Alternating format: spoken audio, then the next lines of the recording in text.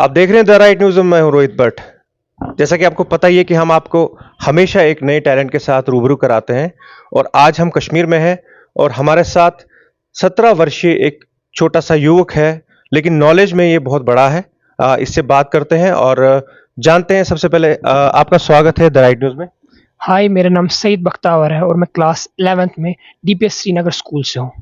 सईद भाई, आप मुझे ये बताइए कि आप इतनी यंग एज में हैं, क्योंकि मैंने आपका एक इंटरव्यू देखा और मैं इंस्पायर हुआ कि मैंने सोचा कि आपकी इतनी नॉलेज हमारी हिस्ट्री, कश्मीर की हिस्ट्री को लेके।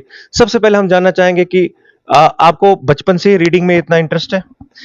यस, मुझे बचपन से ही रीडिंग में इंटरेस्ट था, बट 9 से फिर मेरे पापा ने थोड़ा हिस्ट्री के साथ भी मेरे टीचर्स लाए और सपोर्ट थोड़ा मिला, तो मैंने हिस्ट्री में फिर थोड़ा पढ़ने के साथ भी शौक था।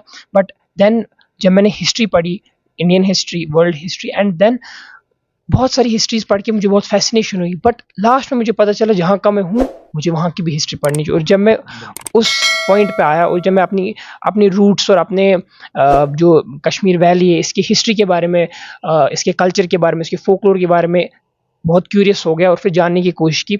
और फिर मैंने बिल्कुल। हम ये जानना चाहेंगे कि आपने हिस्ट्री की बात की कि कश्मीर पहले सतीसर बोला जाता था। बिल्कुल, हमारे देखने वाले ये जानना चाहेंगे कि बहुत कम लोग हैं ऐसे जो इसमें इंटरेस्ट रखते हैं, और खासकर इसके जैसे बच्चे हैं जो सोशल मीडिया में घुसे होते हैं, जिनको सबसे ज़्यादा इंटरेस्ट रील्स रील्स बनाने में होता है, इंस्टाग्राम पे होता है।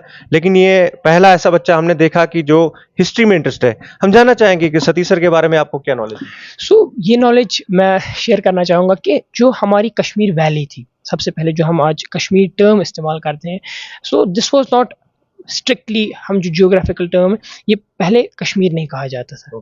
तो हिस्टोरियंस का कहना है एंड फोकलोर का कहना है कि हमारी एक बहुत एंशिएंट बुक है, उसको हम कहते हैं नीलमत पुराना, जिससे हम अपने सारे जो एक्सट्रैक्ट्स है हमारी हिस्ट्री के और हमारी फोकलोर के, वो हम निकालते हैं। तो उससे पता चला कि हाँ, उसमें माइथोलॉजी में हमें आता है कि ये पहले एक पूरी लेक हुआ करती थी। It was not geographical entity, means ये एक सूखा जगह नहीं थी, मगर लोग तो यहाँ रहते थे, लेकिन ये एक लेक हुआ करती थी और इसको सतीसर कहते थे पहले। एग्जैक्ट। तो आपने नीलमत पुराण की बात की, क्या आपने नीलमत पुराण पढ़ी है?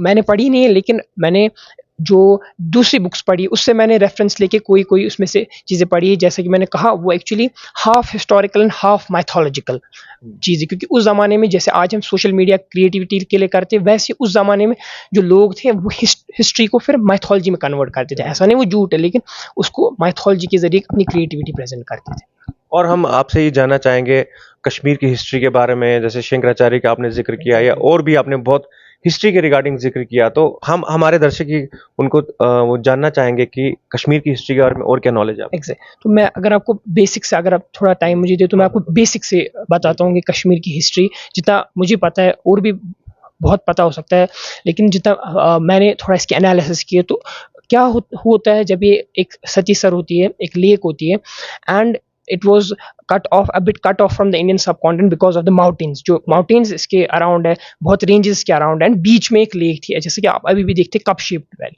तो हुआ क्या है कि यहाँ पर पहले भी लोग रहा करते थे, तो और कहा जाता है माइथोलॉजी में जो आया कि यहाँ पर कुछ डीमन था, कोई था। तो क्या हुआ कि फिर जो है कश्यप ऋषि, जो हमारे एक बहुत बड़े, जिन्हें कश्मीर को ही एक्चुअली फाउंड किया है, तो हुआ क्या कि वो फिर कश्मीर में क्या होते हैं एंटर, और उनको बुलाया जाता है कि उस डीमन को, उन लोगों को परेशान कर रहा होगा कुछ हो, तो उनको बुलाया जाता है और बोला जाता है कि डीमन को क्या करो, नष्ट करो, मारो।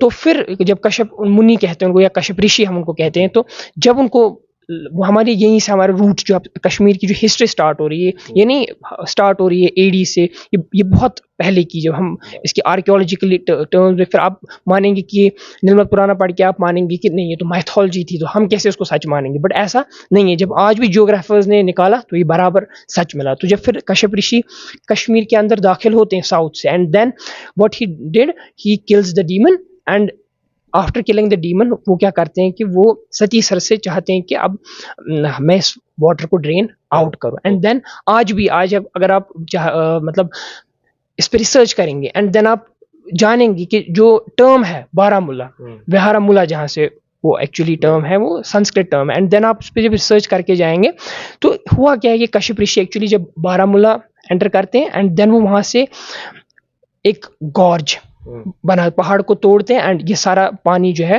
वो निकल जाता है। और हम बोल रहे हैं कि जब सती सर का आप जिक्र करेंगे तो आप बोलेंगे तो मैथोलॉजी में आया है, ये कैसे ट्रू हो सकता है? बट जब जियोग्राफिकल ट्रूली जब इंडिया का सर्वे हुआ एंड देन जब इंडिया के भी आर्कियोलॉजिस्ट इंडिया में कश्मीर में आए एंड देन व्हेन उन्हें एनालिसिस किया यहाँ का, तो उनको सच में ये पता चला जो यहाँ की केरेवाज है एंड यहाँ का लैंड, यहाँ पर सच में पहले एक लेक हुआ करती थी और फिर वो ड्रेन की गई है। उन्हीं के फिर जो मतलब बच्चे थे, मतलब अगर आप फिर कश्मीरीज का प्रिसाइज ओरिजिन बोलेंगे, जो उन्हीं के फिर कश्यप ऋषि के बच्चे थे, उनमें मतलब उनका शायद जो उनके फिर बच्चे थे, तो इसमें फिर माइथोलॉजी में भी आप बहुत, जब आप माइथोलॉजी में जाएंगे तो फिर आपको पता चलेगा, आप वहाँ पर पढ़ेंगे हिमाल नागरा है, तो आपको पता ये चले ये आपको पता चलेगा कि हमारे जो ओरिजिन्स है वो दो कौमों से आए हैं, आर्यों से और नाग से। तो ये आपको फिर पता चलेगा जो आप बहुत बहुत हिस्ट्री में जाएंगे। और फोकलोर भी एक बहुत इंपॉर्टेंट फैक्टर है हमारी हिस्ट्री को, किसी भी रीजन की हिस्ट्री को स्टडी करने का। एंड फोकलोर भी मेरे मैं यहाँ पे आपको रोकना चाहूंगा कि आपने बात की अभिनव गुप्त की, आपने नाट्य शास्त्र की बात की। मैं अपने दर्शकों को ये बताना चाहूंगा कि जो थिएटर करने वाले बंदे हैं, शायद ही उनको बहुत ऐसे, मैं ये किसी के दावा नहीं करता हूँ कि न पता नहीं है, लेकिन अगर हम जम्मू कश्मीर की बात करें तो जम्मू कश्मीर में शायद ही कुछ ही ग्रुप ऐसे होंगे या कुछ ही आर्टिस्ट होंगे जिनको अभिनव गुप्त और नाट्य शास्त्र भरत मुनि के बारे में पता होगा। बट इस छोटे से बच्चे के पास ये सब नॉलेज है, जबकि थिएटर को बिलोंग नहीं करता। इसने अपना क्यूरियोसिटी इसकी इतनी बड़ी कि इसने ये सब स्टडी किया है। क्या जानते हैं आप भरत मुनि के बारे में या नाट्य शास्त्र के बारे में? मैं आपको कहना थोड़ा सा, अगर हम पहले जाए तो मैं आपको बोलना चाहूँगा कि हम आज के जो हम कौम है, आज की जो हमारी कौम है, आज के जो मैसेज भी, आज के जो हमारे यूथ है, आज के जो हमारे बच्चे, वो समझ रहे हैं कि हम जिस आज दुनिया में रह रहे हैं, आज कश्मीर में रह रहे हैं, it's piece of land and ये छोटी सी कोई जगह है, हम छोटे से कोई लोग हैं एंड उनको इसके बारे में एक ऐसा अजम्पशन है। बट जब वो पीछे अपने हर कौम जो बड़ी है वो अपने रूट्स और अपनी लैंग्वेज के साथ कनेक्टेड है, तभी वो आप बड़ी, आप कोई भी देखो, इसराइल को देखो, चाइना को देखो, इसलिए इतनी बड़ी कंट्रीज मानी जाती है because they have kept their roots intact with them. So हमारी जो कौम है, हम समझते हैं हम छोटे, बट ऐसा नहीं। When you go into the past and you see कि हमने भी वर्ल्ड को कितना कंट्रीब्यूट किया, हमने भी कैसे कैसे लोग पैदा किए जिनने बहुत मेजर इन्फ्लुएंस रखा है। चलो वर्ल्ड पे नहीं तो एक कॉन्टिनेंट पे, इंडियन सब कॉन्टिनेंट पे भी हम कह सकते हैं एक इन्फ्लुएंस बहुत सारा। तो आपने जैसा कहा, जैसे कि मैंने उस वक्त जिक्र किया भरत मुनि का, एंड मैंने जिक्र किया अभिनव गुप्त जी का, मैंने जिक्र किया आनंद वर्मना का। तो मैं अभी बोलना चाहूँगा कि हमारे जो फिलोसफर्स थे, जैसे मैं अभिनव गुप्त का जिक्र करूँगा, ये बहुत बड़े फिलोसफर रह चुके हैं 12th सेंचुरी में, बहुत बड़े फिलोसफर रह चुके हैं। और इनका जो कंट्रीब्यूशन, इनका जो मेन कंट्रीब्यूशन था वो नाट्य शास्त्र में था। नाट्य शास्त्र, अब what do you mean by that? आजकल ज़्यादा लोगों को संस्कृत की भी नॉलेज नहीं होगी, कहने को तो है लेकिन नॉलेज उसकी नहीं होगी। तो ये क्या था कि जो एक भारत मुनि हमारे आते हैं, भारत मुनि, ये बहुत पुरानी बात है। तो उनने एक्चुअली में लिखी है नाट्य शास्त्र। इसमें क्या होता है, डांस, इंडिया का जो फोक डांस है, इंडिया का जो ड्रामा है, इंडिया का जो डांस है, इंडिया का जो म्यूजिक है, ये सारा उनने उस पर कंपोज करेगा। बहुत पुरान, मतलब बहुत पुराना, आज भी इवन इंडिया में, साउथ इंडिया में आप देखने को मिलेगा वो जो करते हैं, वो कथा वो कथा, तो वो उनने लिखा था। लेकिन जो अभिनव गुप्त, उनने उसी ने जो हमारा जो ड्रामा है इंडियन, पूरे सब कॉन्टिनेंट पे कमेंट्री लिखी and it is world renowned. और उसी को आज भी जो ड्रामा वाले हैं, हमारा एक एग्जीबिशन हुआ, तो उनने भी बोला, वो ड्रामा के हेड है इंडिया के ड्रामा, उनने भी बोला कि जो अभिनव गुप्त है हम उसको अपना गुरु मानते, क्योंकि उनने उस पर कमेंट्री लिखी, उनने उस पर जो उसकी समरी लिखी है and it is one of the greatest. और दूसरा आनंद वर्मना का मैं जिक्र करूंगा। आनंद वर्मना भी हमारे बहुत बड़े फिलोसफर्स एंड एस्थेटिक रह चुके हैं। व्हाट एस्थेटिक अगर हम जानेंगे, और ये आज की बात नहीं मैं कह रहा हूँ, ये 12th सेंचुरी की बात है, बहुत पुराना है। जब आप मानिए कि यूरोप की तो रिनायसेंस 15th सेंचुरी से शुरू होती है, जब से वो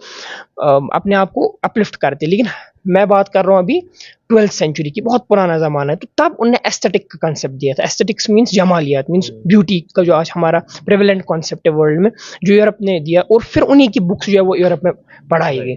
और 2-3 जिक्र मैं और करूँगा, मतलब हमें ये पता नहीं, और जब हम इस पर रिसर्च करते हैं तो हमें बहुत फैसिनेशन हो जाती है। उसके बाद फिर हमें इंटरेस्ट सच में बढ़ गया कि सच में अपने कल्चर को हमें प्रमोट करना चाहिए एंड हमें लर्न ज़रूरी करना चाहिए, हमारा अपना कल्चर, फिर बाकी हम कर दें। तो जो योगा है हमारी, प्रिसाइजली मैं कहूँगा योगा है हमारी, कितने आज इंडिया में, आज तो यूरोप में, पूरे वर्ल्ड में पूरे कर रहे हैं योगा। तो अब ये किसी को पता नहीं कि योगा का ओरिजिन कहाँ पर है। हम किसी को पता नहीं योगा का ऑरिजिन का। तो मैं आप कुछ ऐसा खुद ही मैं कह रहा हूँ, आप ये सर्च कर सकते हैं, गूगल पे सर्च करिए या आप किसी बुक पे पढ़ लिए। ये कश्मीर में एक ये बहुत पुराने ज़माने की बात है, एक बड़े पैदा होते हैं, उनका नाम है पतंजलि। पतंजलि आपने पढ़ा, वो योगा के जो है बानी। और उन्होंने जो योगा है उसको कहते हैं योगा सूत्रा। उन्हें वो पूरे के पूरे rules and all that, then it has got, because migration होती रही है, तो it has got then out from the valley and then it has spread to the whole world. And दूसरी बात है, एक तो योगा, तीसरा है आयुर्वेद। ये तो सबसे बड़ी, ये तो जब आप मतलब इसमें फैसिनेशन हो जाती है। जैसे हमारा एक यहाँ पर रह चुका है, उसका नाम है चरका। वो बहुत बड़े मतलब हमारे डॉक्टर, मेडिसिनल डॉक्टर, पुराने जमाने के, जो हमारा आयुर्वेदिक सिस्टम था, even it is before Unani medicine. Unani medicine mean जो ग्रीक से आई, before the interaction of Greeks, क्योंकि ग्रीक्स भी इंडिया को बहुत बड़ी डाइवर्सिटी, एंड वो क्यों मानते थे, बड़ा कंट्री मानते थे, क्योंकि वो नॉलेज में बड़े थे, उनके पास ऐसे ऐसे फिलोसफर्स थे। बिकॉज हम यहाँ पर उन फिलोसफर्स को ऋषि कहते हैं, but at that time they were calling them philosophers and we call them rishi. They were not only the spiritual man, they were having the knowledge of other things, not only right. हम आपसे ये भी जानना चाहेंगे कि इतनी knowledge है आपको, और आपका भविष्य आप क्या देखते हैं, आपका एम क्या है लाइफ में, आप क्या बनना चाहेंगे? सो जनरली मेरा मैं नॉलेज तो गेन करना ये अच्छी बात है, बट मैं आपको एम जो प्रिसाइसली मैं आपको कहना चाहूँगा, फिलहाल मैं अभी जो हूँ अभी मेडिकल स्ट्रीम में हूँ, लेकिन आगे भी मेरा एम जो है वो एज अ मतलब reformer of the society and as a means, जैसा कि आपने कहा कि इस नॉलेज के साथ मैं चाहूँगा कि एक ग्रेटर इम्पैक्ट ही पड़े सोसाइटी पे, ऐसी एक पावर पोजीशन हो जहाँ पर मैं सोसाइटी को जो है इन चीज़ों पे रिफॉर्म कर सकूँ। एग्जैक्टली। बहुत बहुत धन्यवाद आपका। आपसे इनसे बात करते रहेंगे और भी फ्यूचर में बात करेंगे इनसे, क्योंकि मुझे लगता है कि जितनी इनकी नॉलेज है हमें आगे जनता तक वो पहुंचानी चाहिए, हमारे व्यूवर्स तक पहुंचानी चाहिए। कैमरामैन मीर मुदस्सिर के साथ मैं रोहित भट्ट, देखते रहिए द राइट न्यूज़।